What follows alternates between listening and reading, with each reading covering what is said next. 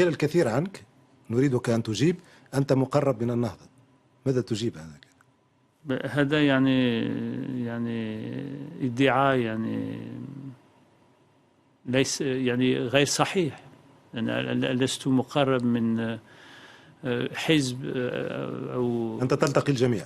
أنا ألتقي الجميع. أنا من البداية عاملت المعاملة للأحزاب السياسية والمختلفة كانت مملوءة باعتبار أن فرنسا تتحدث للجميع، وهو مبدأ رئيسي، مبدأ أساسي للدبلوماسية الفرنسية. تتذكر أن كنت في فرنسا في وقت الربيع العربي، السيد ألان جوبي اللي كان آنذاك وزير الخارجية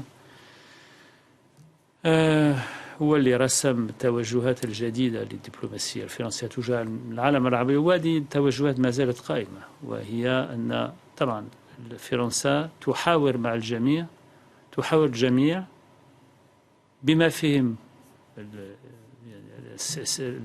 القوى السياسية الإسلامية، إلا الذين يدعون إلى العنف ولا لا يعترفون بالديمقراطية والمبادئ الديمقراطية. ولكن فيما عدا ذلك نحاور الجميع،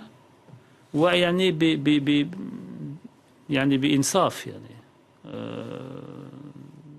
لا فرق بين أي حزب من الأحزاب التي تلتقي. لا، بالنسبة لفرنسا لا فرق بين ولا تدخل في الشأن الداخلي التونسي. هذا مبدأ كاردينال.